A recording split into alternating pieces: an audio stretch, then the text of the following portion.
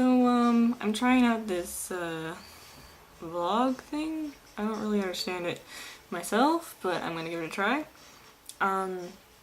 Originally the first video I was gonna put up next on this channel was actually something cosplay related, but it is so hot right now, I just can't even think about it because, you know, the outfit I'd wear for it is not heavy, but I would definitely overheat, especially since I can't really have any air conditioning on because the bill for it is so expensive. So until it cools down a little bit, I decided to try to work on vlogs. So a really important topic to me is bullying.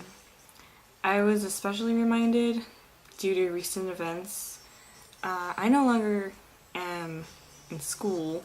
I graduated last year from high school, and I'm not currently in any kind of college courses, so I don't really have to worry about bullying anymore, but I was reminded of all the years through school, like elementary through high school, that I was bullied. One reminder was the new movie that's out, I think it's still out, Bullied. It's a documentary. Wow. When I actually saw some footage of that, I cried. I cried for like an hour. You know, I felt for that family because I could understand what that kid felt like. I mean, for me, I wasn't put through that much abuse from my peers, but to think that anyone could do that to another human being is just, I still can't wrap my mind around it. You know, growing up, I was usually picked on by my weight, and because I wore glasses.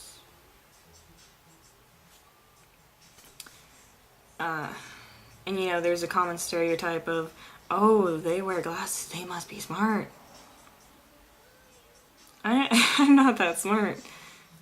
So that was silly.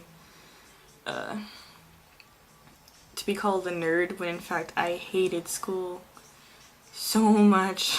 And, you know, part of the reason why I hated school so much was because of the bullying, but also, I don't know, it was so boring and difficult for me to comprehend the subjects being taught to me. So bullying. Another reason why I was reminded of it recently was just by chance I happened to find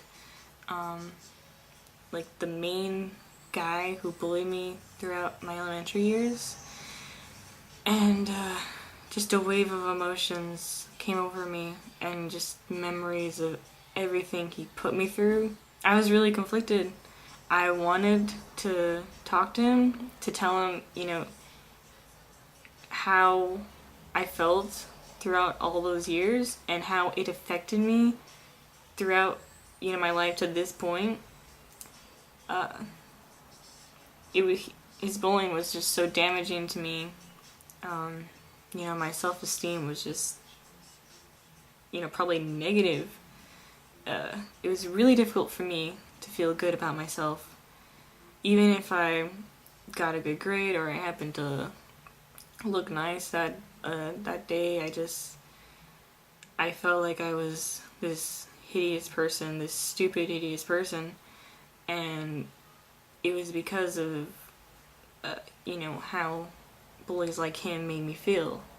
I don't think he ever really knew how I felt from his bullying, mainly because with every bullying experience I've had, I kind of played it off as a, oh haha, that's funny, or not even look like I'm acknowledging it. But it did affect me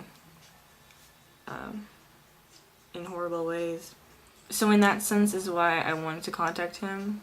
I probably expected some kind of apology for his actions, but the more I thought about it and the more I talked about it with my close friends, I realized, why am I purposely looking for the bully of my past? Chances are he hasn't changed. He's still the same guy. And, you know, there was a huge chance that he would just start a new era of bullying me. And I really, who needs that?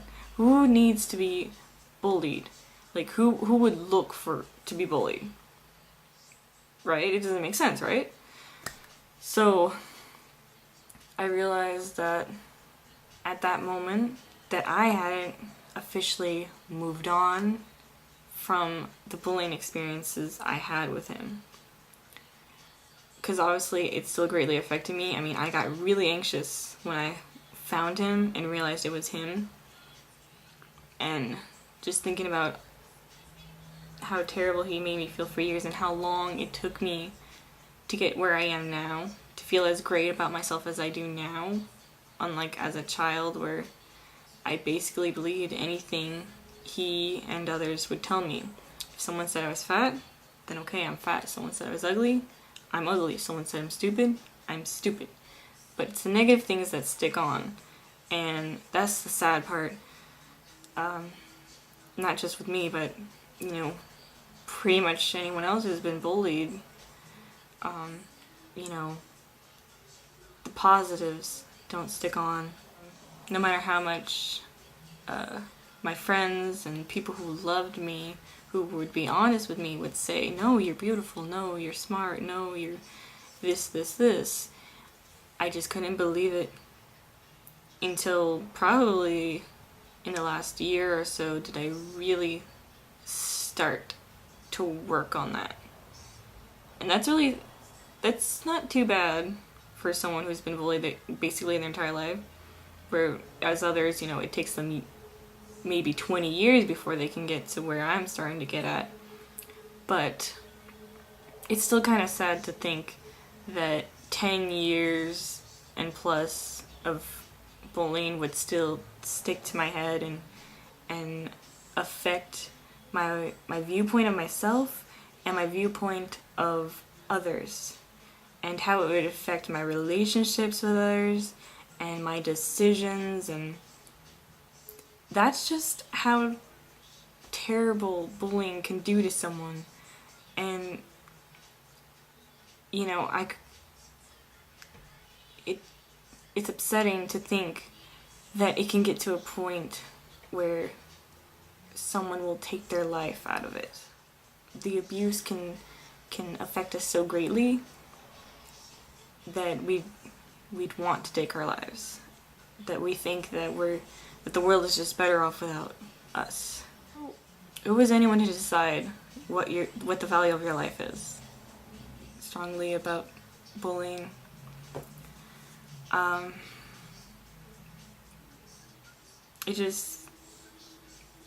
It breaks my heart how it can get to that point that someone could take their life because of being abused by their peers. I don't understand bullying. I really don't. I don't understand why making someone miserable could bring joy to themselves. I mean, I'm guilty of making fun of others. I mean, who isn't? I mean, it happens. But to make someone